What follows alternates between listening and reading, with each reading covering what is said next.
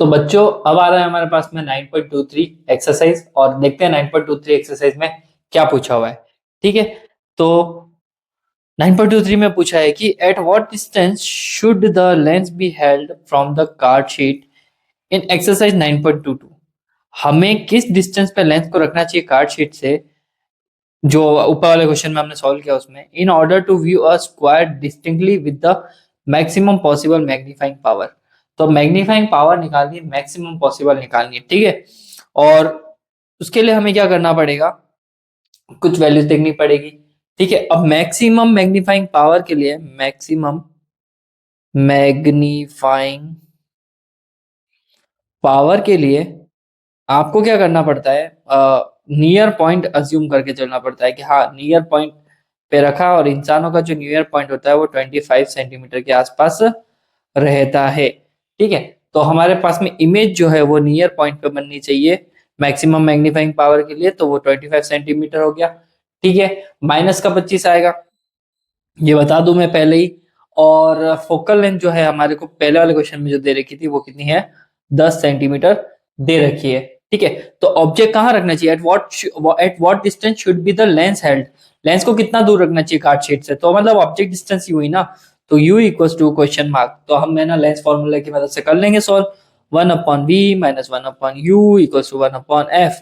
ठीक है, तो ये आ गया 1 माइनस का 25 माइनस 1/u और 1/f कितना है 10। तो आप जब इसको सॉल्व करोगे तो आपको u की एक वैल्यू मिल जाएगी, सर्टेन वैल्यू। ठीक है, u की जो वैल्यू मिल रही है वो 7.14 सेंटीमीटर के आसपास मिल रही है माइनस में, तो वो लेफ्ट साइड में ही रखा हुआ है। ठीक है, अब बी क्वेश्चन में क्या पूछा है, इसके ही बी पार्ट में क्या पूछा है, what is the magnification in this case, इसमें मैग्निफिकेशन कितना होगा। ठीक है, वैसे तो आपको u जो मिलेगा वो माइनस का 50/7 मिलेगा। ठीक है, तो अब हमें निकालना है मैग्निफिकेशन, मैग्निफिकेशन तो होता है v बाई यू। v कितना है हमारे पास में, माइनस का कितना कितना कितना 25। ठीक है, ये 25 प्लस में लो, मैग्निफिकेशन के केस में आप प्लस माइनस साइन हटा सकते हो इसमें, तो v इक्वल्स टू 25 और ये आ गया 50/7। तो आप इसको जब सॉल्व करोगे तो ये हो जाएगा 25 इंटू 7 डिवाइडेड बाय 50, और इसको जब सॉल्व करेंगे तो हमारे को एक आंसर मिल जाएगा। देखो 5 से ये गया, ये 2 टाइम्स और ये हो गया 3.5 के आसपास इसका मैग्निफिकेशन आ चुका है। ठीक है, सी क्वेश्चन में क्या पूछा है, सी क्वेश्चन में क्या पूछा है, is the magnification equals to the magnifying power in this case, explain. तो अपने को लिखना है कि मैग्नीफाइंग पावर, पहले मैग्नीफाइंग पावर निकाल देता हूं, मैग्नीफाइंग पावर, तो मैग्नीफाइंग पावर जो है वो हमारे पास में d बाय यू होती है। अब हमारे को d तो दे नहीं रखा डिस्टेंस वगैरह। ठीक है, तो सीधी सी बात है कि यहाँ पे हम अगर निकाले एक अजम्पशन से, ये कब आएगा हमारे पास में, जब हमारे पास में, अच्छा एक काम करते हैं, इसमें अगर डी हमें निकालना है ना मैग्नीफाइंग पावर, तो हम नियर पॉइंट अज्यूम करके चलते हैं कि नियर पॉइंट पे बनेगी इमेज। तो उस कंडीशन में तो ये हो जाएगा हमारे पास में 25 बाय, ये जो m जो आया है पहले वाले क्वेश्चन में 25/u कितना दे रखा है हमारे पास में 9। ठीक है, 25, तो ये 2.8 के आसपास कुछ आ जाएगा मैग्नीफाइंग पावर। क्लियर है, तो मैग्नीफाइंग पावर वैसा था, लेकिन इस कंडीशन में मैग्नीफाइंग पावर क्या होगा, नियर पॉइंट के लिए डाल दूंगा मैं 25 और ये हो गया 50/7, और वापस इसमें भी है ना 3.5 ही आ रहा है, तो yes in this case magnifying power क्या रहेगा, सेम रहेगा, 3.5 पहले भी आया और 3.5 इसमें भी आया, तो इस कंडीशन में मैग्नीफाइंग पावर सेम रहेगा। चलो अगले क्वेश्चन 9.24 को देख लेते हैं और कंप्लीट करते हैं इसको। What should be the distance between the object in exercise 9.23, what should be the distance between the object in exercise 9.23 and magnifying glass if the virtual image of each square is figure to is to have an area of 6.25। तो अब नया area दे दिया, इस नए area के according नई distance क्या होगी और मैग्नीफाइंग ग्लास के लिए। ठीक है, तो वो डिस्टेंस बतानी है। Would you be able to see square distinctly with your eyes, क्या आप उन स्क्वायर्स को डायरेक्टली देख पाओगे, क्लियरली देख पाओगे, very close to the magnifier, काफी ज्यादा पास में रखा हुआ हो तो। ठीक है, एक नोट दे रखा है कि एक्सरसाइज 9.22 और 9.23 will help you clearly understand the difference between the magnification in absolute size और एंगुलर मैग्निफिकेशन। ये क्वेश्चंस आपको मैग्नीफाइंग पावर और मैग्निफिकेशन के बीच में डिस्टेंस को बताते हैं। तो चलो मैग्नीफाइंग ग्लास जो है पहले जो दे रहा था 1 मिलीमीटर स्क्वायर का एरिया दे रहा था, अब वो जो दे रहा है 6.25 मिलीमीटर स्क्वायर का एरिया दे रहा है। तो मैग्निफिकेशन एरिया में फर्क कितना है देखो, मैग्निफिकेशन एरिया में फर्क कितना है।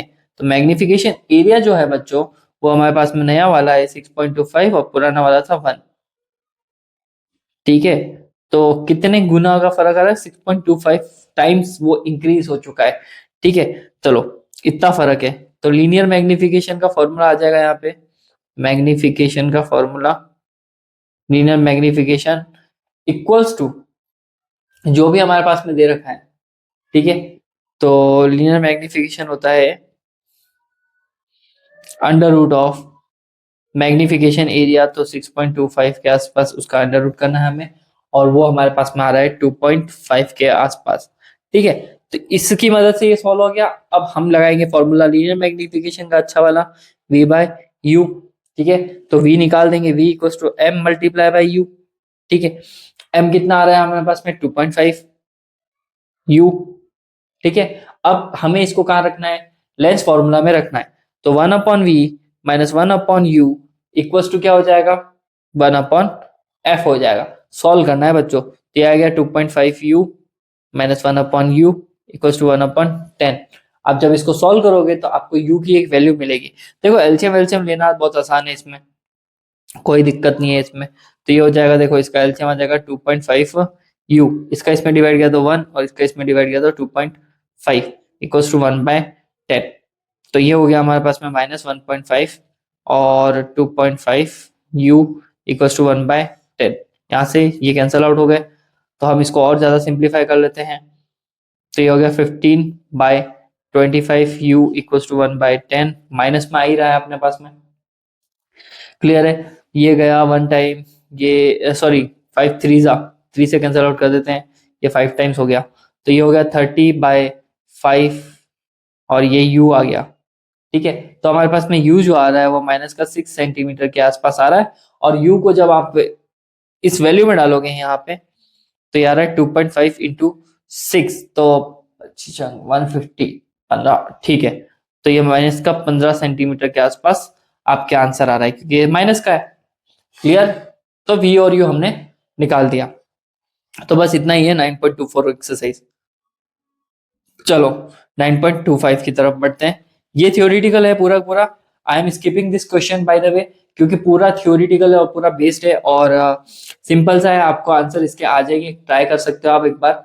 नहीं आता तो फिर कमेंट सेक्शन में जरूर पूछेगा, मैं बता दूंगा आपको, क्योंकि वीडियो काफी लेंदी हो चुकी है ऑलरेडी और इसमें और भी क्वेश्चन है जो न्यूमेरिकली हमें सॉल्व करने हैं। तो चलिए हम सीधा चलते हैं 9.26 के आसपास। 9.26 जो क्वेश्चन है उसमें बोला है कि N angular magnification magnifying power of 30 into x is desired using an objective of focal length 1.25 centimetre. मतलब कि एक एंगुलर मैग्निफिकेशन इतने दे रखी है 30x दे रखी है, desired using an objective of focal length 1.25 centimetre और eyepiece of a focal length 5 centimetre. तो मतलब दो ऑब्जेक्टिव और आई पीस रख रखी है और उन दोनों की फोकल लेंथ और बस इतना ही दे रखा है। How will you setup the compound microscope. तो आप इन इंफॉर्मेशन के अकॉर्डिंग आप किस तरह से एक कंपाउंड माइक्रोस्कोप का सेटअप करोगे। ठीक है, तो सीधी सी बात है कि फाइनल इमेज जो होगी, फाइनल इमेज को लेते हैं, फाइनल इमेज को नियर पॉइंट पे है ना, डिस्टिंक्ट पॉइंट जो होता है हमारे इंसानों का, ह्यूमंस का नियर पॉइंट, डिस्टिंक्ट पॉइंट। तो ये हमारे पास में जो डिस्टिंक्ट पॉइंट आएगा डी जो है वो 25 सेंटीमीटर ले लूंगा। ठीक है, और इसकी फोकल लेंथ जो है, आई पीस की फोकल लेंथ कितनी है, 5 सेंटीमीटर, और ऑब्जेक्टिव पीस की फोकल लेंथ कितनी है, 1.25 सेंटीमीटर। ये इंफॉर्मेशन हमने लिखी है। ठीक है, एंगुलर मैग्निफिकेशन जो आई पीस का होता है, angular magnification of eyepiece जो रहेगा, मैग तो उसको हम m से डिनोट कर लेंगे। ठीक है, और नीचे e लगा देंगे, मैग्निफिकेशन एंगुलर आ जाएगा तो 1 plus D by F E होता है। तो मैं लिख दूंगा 1 प्लस डी कितना है 25 और f कितना है हमारे पास में 5 दे रखा है। तो हमारे पास में एंगुलर मैग्निफिकेशन 6 आ जाएगा। देखो 20 ये से कैंसिल आउट हो जाएगा, ये से 5 टाइम्स और 5 प्लस 1 कितना 6। ये तो आया हमारे पास में एंगुलर मैग्निफिकेशन।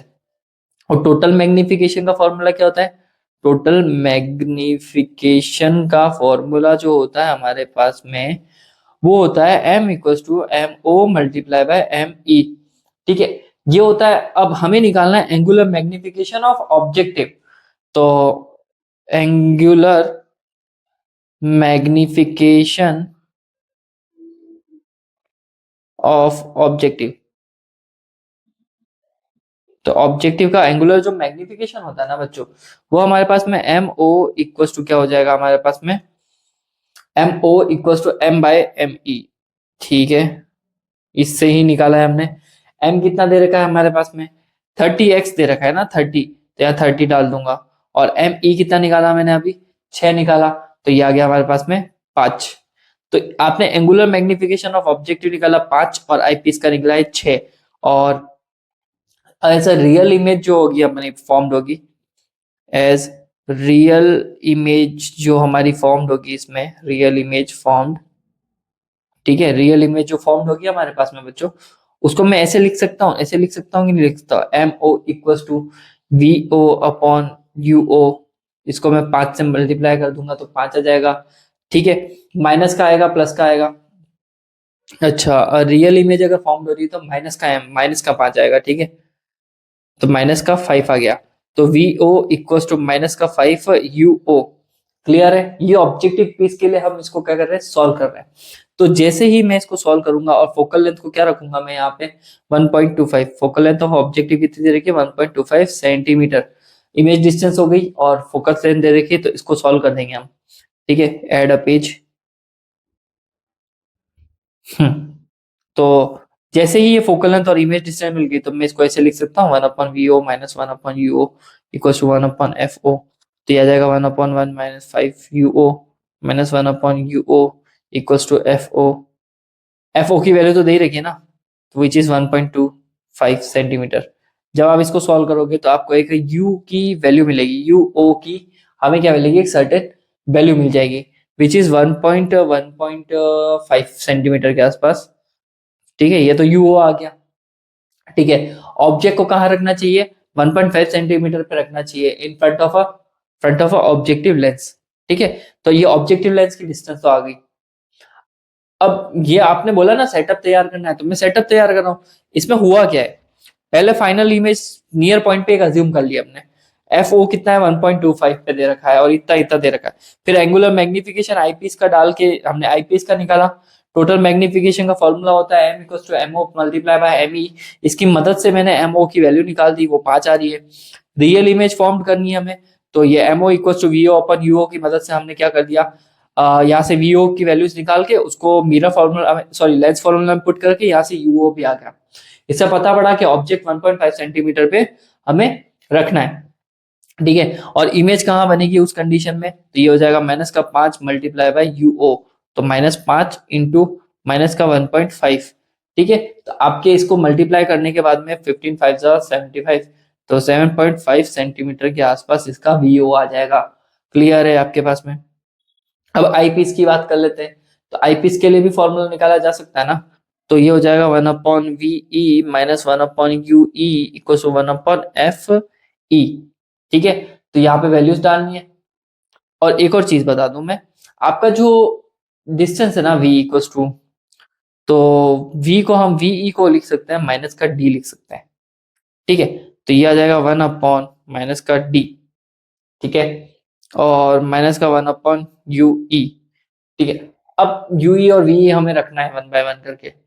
ठीक है, एक काम करते हैं, आई पीस जो होता है उसकी इमेज डिस्टेंस डी के बराबर है, हमें नियर पॉइंट पे बनानी है। तो एक काम करते हैं, इसको ऐसे सिंप्लीफाई कर लेते हैं। तो 1/VE minus 1/FE equal to 1/UE। इसकी मदद से हमारा ऑब्जेक्ट डिस्टेंस आ जाएगा, किससे, आई पीस पे वो कितना दूर होना चाहिए। तो ये आ जाएगा हमारे पास में 1 बाई कितना आ जाएगा, 25, क्योंकि वी तो डी के बराबर है, तो ये 25 आ गया हमारे पास में। ठीक है, और माइनस का है तो माइनस लग जाएगा। और ये एफ कितना है हमारे पास में, focal length of eyepiece कितना दिया था क्वेश्चन में, focal length of eyepiece, focal length of eyepiece कितना दिया था, focal length of eyepiece, focal length of eyepiece एक मिनट देख लेते हैं ना, focal length of eyepiece यहाँ पे लिखा हुआ है ना, यस 5, तो हमें यहाँ पे 5 रखना है, और ये हो गया 1/UE। तो इसको जब सॉल्व करोगे तो UE की एक वैल्यू आएगी वापस, और UE की जो वैल्यू आएगी वो आएगी माइनस का 4.17 सेंटीमीटर के आसपास। क्लियर है? तो ये UE आ गया, और अभी हमें सेपरेशन डिस्टेंस भी चाहिए, और सेपरेशन डिस्टेंस का एक फॉर्मूला होता है, सेपरेशन डिस्टेंस। सेपरेशन डिस्टेंस जो होता है वो होता है हमारे पास में UO प्लस UE। तो हम करेंगे UO को UE के साथ में ऐड, तो 4.17 को किसके साथ, अच्छा मोड में आती है सब चीजें, ध्यान रखना। 4.17 को किसके साथ में ऐड करना है, 7.5 के साथ में ऐड करना है। तो 5 से इसको 0 से कर लूंगा अगर मैं, तो आपके पास में ये कुछ 11.67 सेंटीमीटर के आसपास आपकी सेपरेशन डिस्टेंस भी आ रही है। तो इस तरह से आपका क्वेश्चन जो है क्वेश्चन नंबर अपना कौन सा 26 कंप्लीट होता है। क्लियर है? 27 क्वेश्चन को करने की कोशिश करते हैं।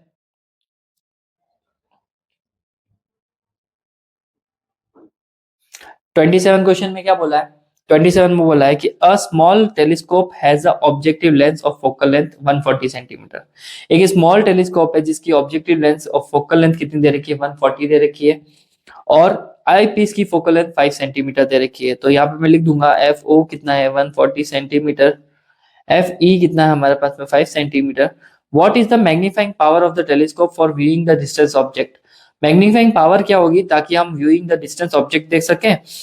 And the telescope is in normal adjustment, जब टेलीस्कोप नॉर्मल एडजस्टमेंट में होगा तब, when the final image is infinite or the final image is formed at least distance of distinct vision। मतलब कि हमें दो कंडीशन में निकालनी, इनफाइनाइट पे और 25 सेंटीमीटर के केस में मैग्नीफाइंग पावर निकालनी है। ठीक है, तो मैग्नीफाइंग पावर जो है वो निकालने के लिए नॉर्मल एडजस्टमेंट में मैग्नीफाइंग पावर की जो हमारे पास में फॉर्मूला आता है वो तो बहुत सिंपल सा होता है, F O upon F E.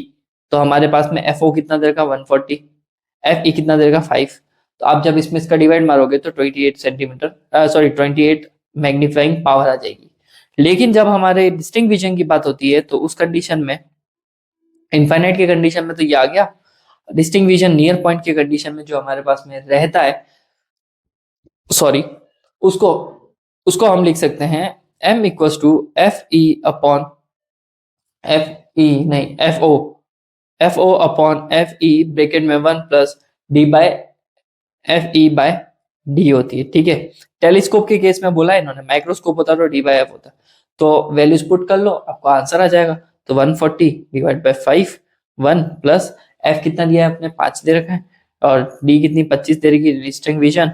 तो इसको सॉल्व करो, ये 28 आ जाएगा, ये यहाँ से गया, ये 5 टाइम आ गया, तो ये 1 प्लस 1 बाय 5 हो जाएगा। आप जब इसको सॉल्व करोगे तो you will get a answer जो 33.6 के आसपास आएगा। क्लियर है? इतना सिंपल सा क्वेश्चन था ये 9.27 वाला क्वेश्चन। ठीक है, आगे बढ़ते हैं अब। हाँ तो बच्चों अब आ रहा है हमारे पास में क्वेश्चन नंबर 9.28। ठीक है, क्वेश्चन नंबर 9.28 में क्या पूछा है कि for a telescope described in exercise 9.27। जो टेलीस्कोप की बात करी थी हमने 9.27 में, उसके बारे में बोला है कि what is the separation between the objective lens and eyepiece. Separation निकालनी है हमें, तो सेपरेशन अगर निकालनी है तो सीधी सी बात है, हमें उनकी फोकल लेंथ पता पड़नी चाहिए, ऑब्जेक्टिव पीस और आई पीस की। ठीक है, तो सेपरेशन का जो फॉर्मूला होगा, तो सेपरेशन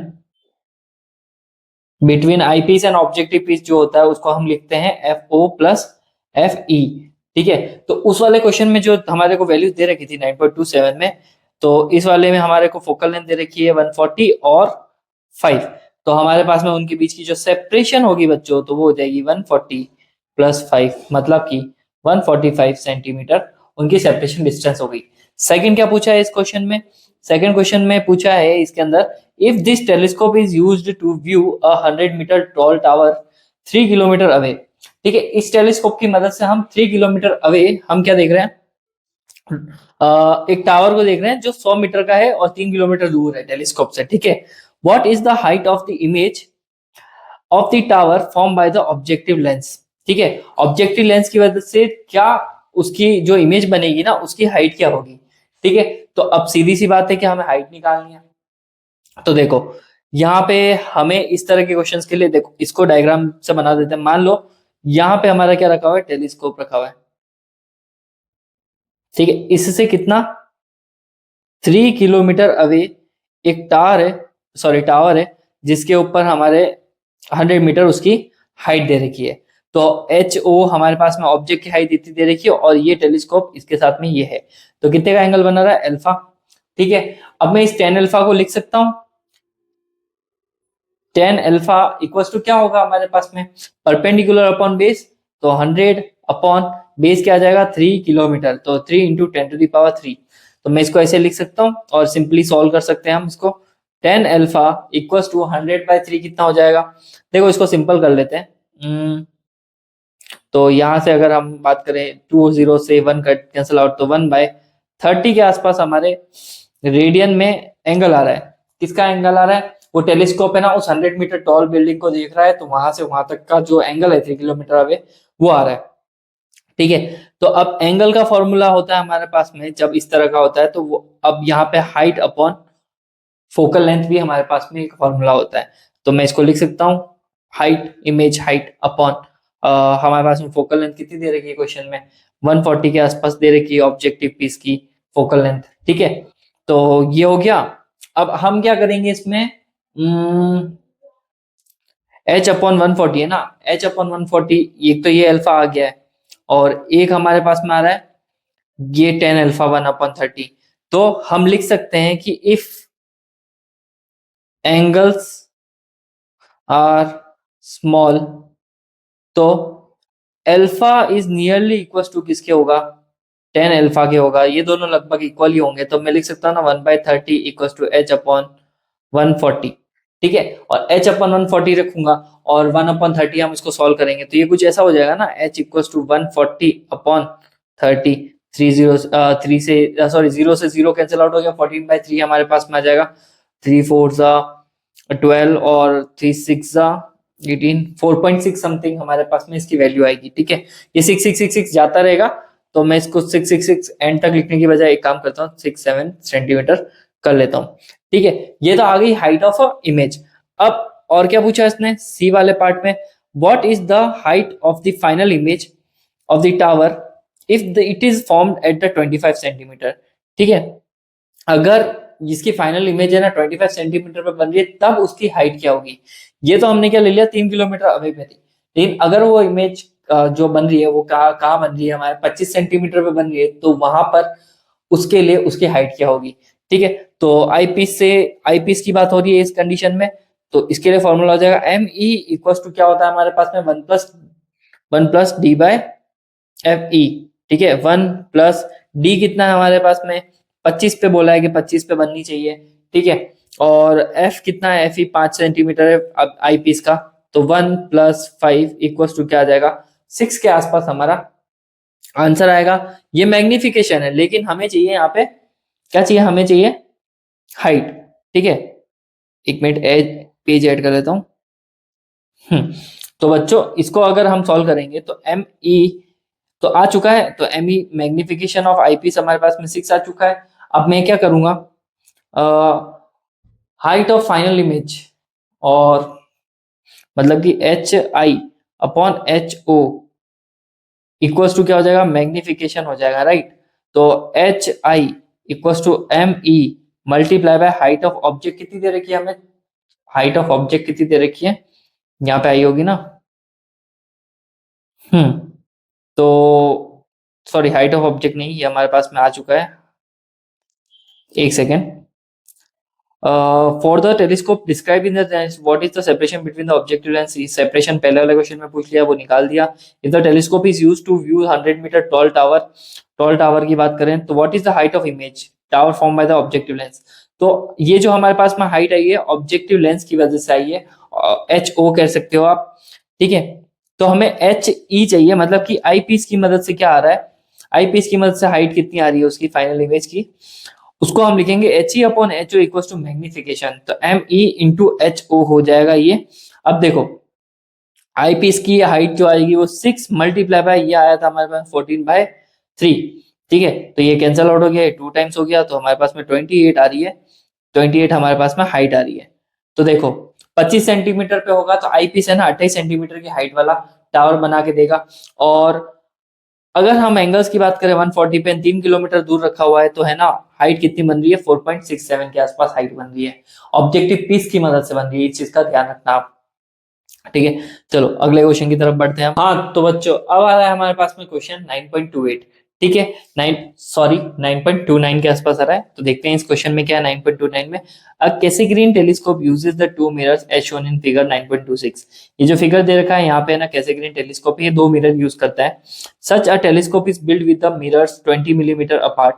एक कोई कैसेग्रीन बना रखा है और उसके है ना उसको बना रखा है बिल्ड विद मिरर्स 20 मिलीमीटर, उसके अंदर जो भी मिरर्स रखे हुए हैं। देखो इसमें दो तरह के मिरर होते हैं, एक कॉनकेव मिरर होता है ऑब्जेक्टिव मिरर, और कॉन्वेक्स मिरर होता है सेकेंडरी मिरर। ये दोनों मिरर्स को 20 मिलीमीटर अपार्ट रखा गया है।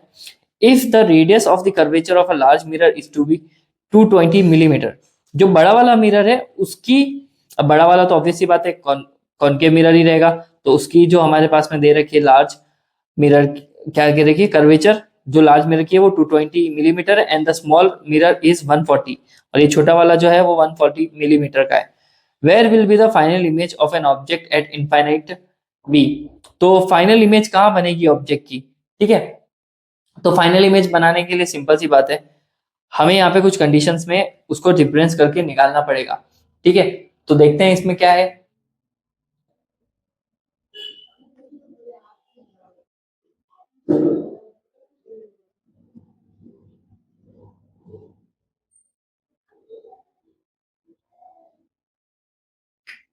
तो इमेज फॉर्म जो होगी लार्जर मिरर की, ठीक है, वो लार्जर मिरर की जो इमेजेस होगी वो सारी की सारी कॉनकेव मिरर ही होगी, क्योंकि हमारे पास में कॉनकेव मिरर इसकी जो भी इमेज बनेगी।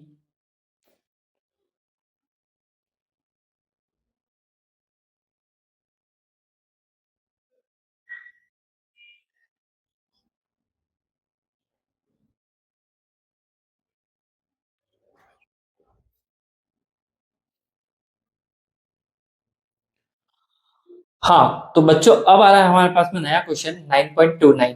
क्या पूछा है इस क्वेश्चन में, a Cassegrain telescope uses the two mirrors. एक कैसेग्रीन टेलीस्कोप है, दो मिरर यूज करता है, ये वाला जो होता है कॉनकेव मिरर होता है, this one is convex mirror. Such a telescope is build with the mirrors 20 millimetre apart. ये दोनों के बीच की डिस्टेंस कितनी दे रखी है, 20 मिलीमीटर दे रखी है यहाँ पे। ठीक है, 20 मिलीमीटर बोला है उन्होंने। If the radius of curvature of a large mirror, मतलब कि कॉनकेव मिरर की जो रेडियस ऑफ कर्वेचर दे रखी है, कॉनकेव मिरर की रेडियस ऑफ कर्वेचर आर वो कितनी है 220, और इसकी फोकस क्या हो जाएगी 1110। ठीक है, और कॉनकेव है तो माइनस में ही फोकस रहेगा।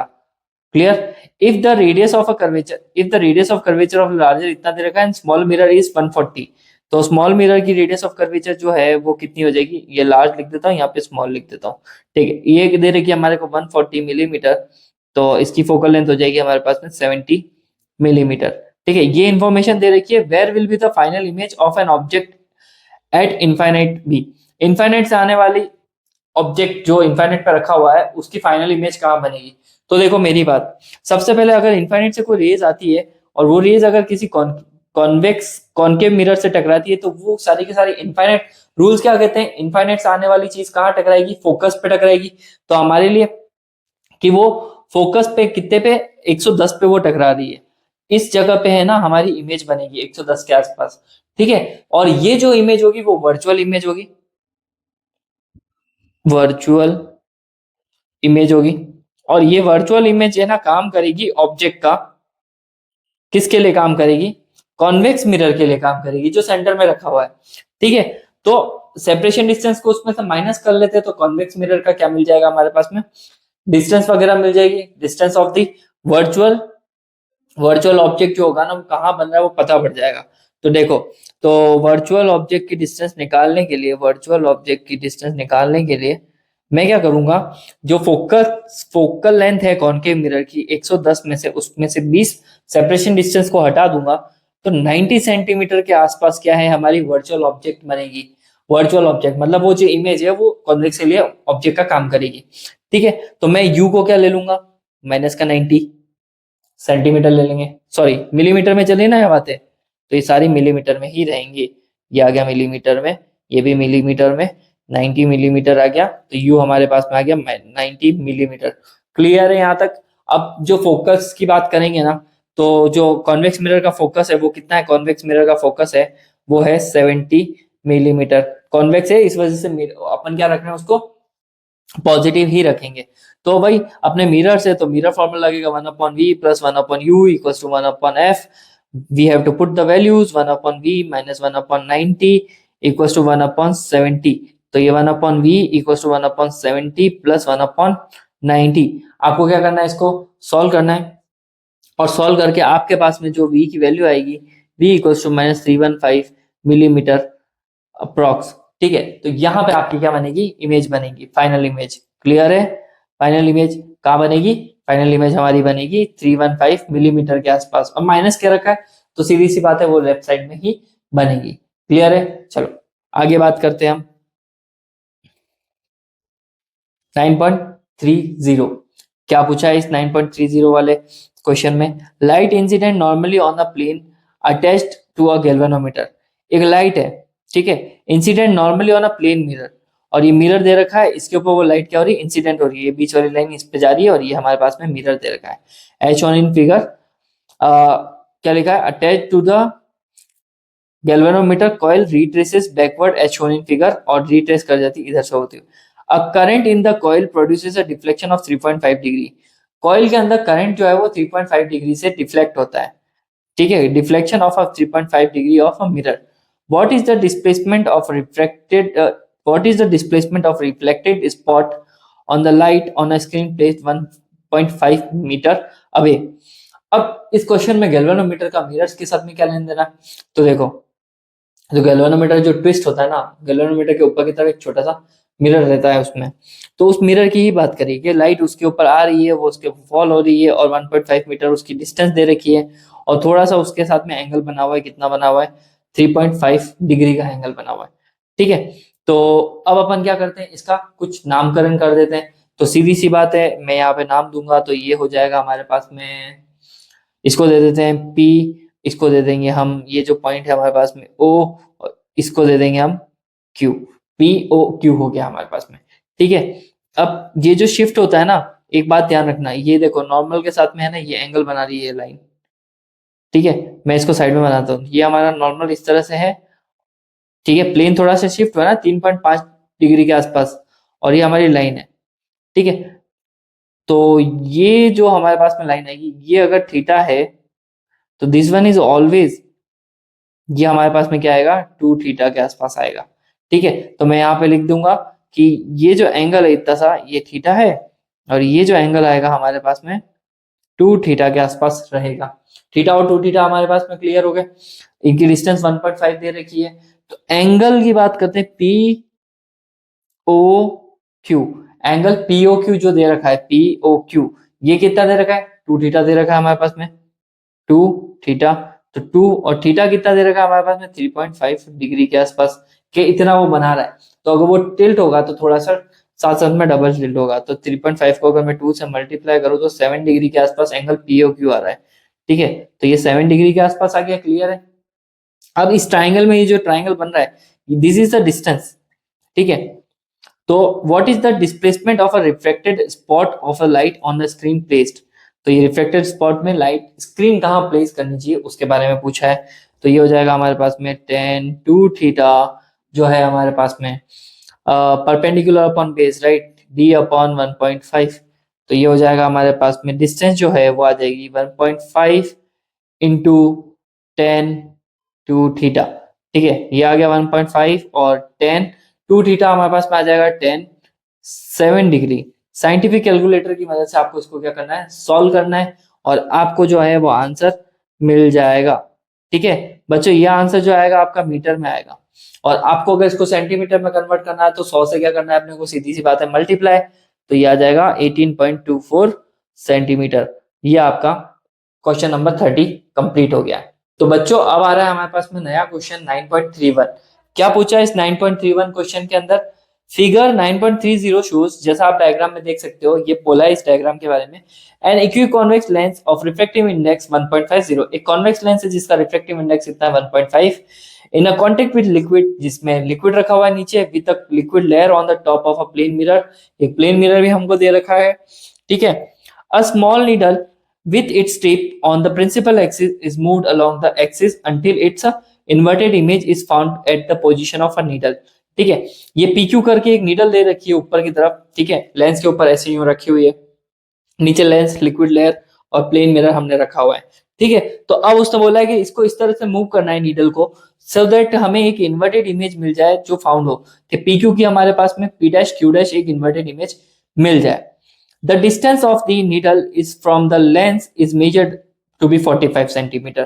तो मतलब कि यहां से लेकर यहां तक लेंस की जो डिस्टेंस है वो कितनी है, 45 सेंटीमीटर दे रखी है, ठीक है। The liquid is removed and the experiment is repeated. अब बीच में से लिक्विड को हटा दिया सेकेंड कंडीशन में और एक्सपेरिमेंट को रिपीट कर रहे हैं, and the new distance is measured to be 30 centimetre. तो अब जो नई डिस्टेंस आ रही है, ठीक है, वो 30 सेंटीमीटर है। And what is the refractive index of the liquid. तो अब रिफ्रैक्टिव इंडेक्स लिक्विड का क्या होगा, ठीक है। एक मिनट, यहाँ पे दे तो रखा है ना, tip of the principal axis and equiconvex, okay. Liquid का रिफ्रैक्टिव इंडेक्स निकालना है, एक्चुअल में रिफ्रैक्टिव इंडेक्स हमको किसका दे रखा है, यहाँ पे कॉन्वेक्स लेंस का दे रखा है, ठीक है। सिंपल सा निकल जाएगा, कोई इश्यू नहीं है। तो देखो सबसे पहले जो फर्स्ट कंडीशन है ना, फर्स्ट कंडीशन उसमें जो सेपरेशन डिस्टेंस हुई ना किसकी, नीडल और लेंस के बीच में, वो कितनी है, 45 सेंटीमीटर है, ठीक है। और जो 45 सेंटीमीटर है वही हमारे पास में क्या होगी, फोकल लेंथ होगी, फोकल लेंथ होगी। किसकी फोकल लेंथ होगी, वो कॉन्वेक्स लेंस की फोकल लेंथ होगी, ठीक है। कॉम्बिनेशन की मदद से होगी, लिक्विड और ये सब कुछ रखा हुआ है, फोकल लेंथ ऑफ, मैं लिख दूंगा कॉम्बिनेशन, कॉम्बिनेशन का फोकल लेंथ हो जाएगा, ठीक है। सेकेंड कंडीशन में हमारे को क्या दे रखा है, second condition in the sense liquid को रिमूव कर दिया यहाँ से, और लिक्विड को रिमूव करा है, तो सेकेंड कंडीशन में जो 30 सेंटीमीटर दे रखा है इन्होंने डिस्टेंस, कि अब लिक्विड हटा दी, डिस्टेंस 30 सेंटीमीटर हो गई, तो वो फोकल लेंथ हो जाएगी, फोकल लेंथ हो जाएगी किसकी, कॉन्वेक्स लेंस की, ठीक है। कॉन्वेक्स लेंस की ये फोकल लेंथ हो जाएगी हमारे पास में, ठीक है। चलो अब आगे बढ़ते हैं। तो हमको क्या दे रखा है, ये तो दे रखा है एफ, और ये दे रखा है हमको F1, तो F2 चाहिए हमें। F2 का मतलब क्या हुआ, जो फोकल लेंथ जो होगी कॉन्वेक्स लेंस की,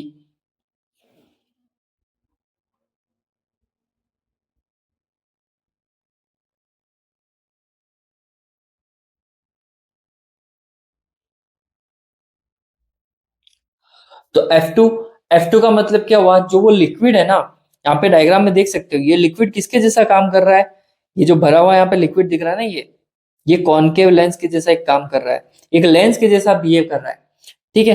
तो अब हमने दो तीन चीजें देखी, एक तो कॉम्बिनेशन की फोकल लेंथ कितनी 45, सेकंड कंडीशन में जो फोकल लेंथ है वो कॉन्वेक्स लेंस की F1 कितनी 30 सेंटीमीटर, F2 कितनी, मतलब कि जो लिक्विड काम कर रहा है एज अ लेंस, उस लिक्विड की, मतलब उस इमेजिनरी लेंस की हम बात करेंगे तो उसकी फोकल लेंथ निकालनी है हमें। तो हम कर सकते हैं इसको सिंपल से तरीके से सॉल्व कर सकते हैं, ठीक है। तो ये हो जाएगा हमारे पास में F 1/f equal to 1/f1 plus 1/f2, right. तो 1/f मतलब 45, ये आ गया F1 30, और ये आ गया F2। इसको सिंपल सा सॉल्व करना है आपको, ठीक है। तो 1/f2 आप जब सॉल्व करोगे तो वो इसकी एक वैल्यू आएगी, ठीक है। तो 1/90 के आसपास आएगा, तो F2 जो आएगा वो आपके पास में -90 सेंटीमीटर के आसपास आएगा। तो दो फोकल लेंथ हमारे पास में आ चुकी है, ठीक है। फॉर अब ये तो बात होगी दो फोकल लेंथ निकालने की, पहले लेंस की आ चुकी है, कॉम्बिनेशन की आ चुकी है, और एक इमेजिनरी लेंस जो हमारे पास में दे रखा है उसकी भी फोकल लेंथ सेपरेटली हमारे पास में आ चुकी है, ठीक है। अब यहाँ पे है ना क्या बात हो रही है, इक्वी कॉन्वेक्स लेंस की बात हो रही है, राइट। तो इक्वी कॉन्वेक्स लेंस में हम क्या करेंगे, लेंस मेकर फॉर्मूला लगा लेंगे, क्योंकि यहाँ पे दो लेंस मिलके एक सिंपल से लेंस का काम कर रहे हैं और दोनों कॉम्बिनेशन में वर्क कर रहे हैं। तो देखो फॉर इक्वी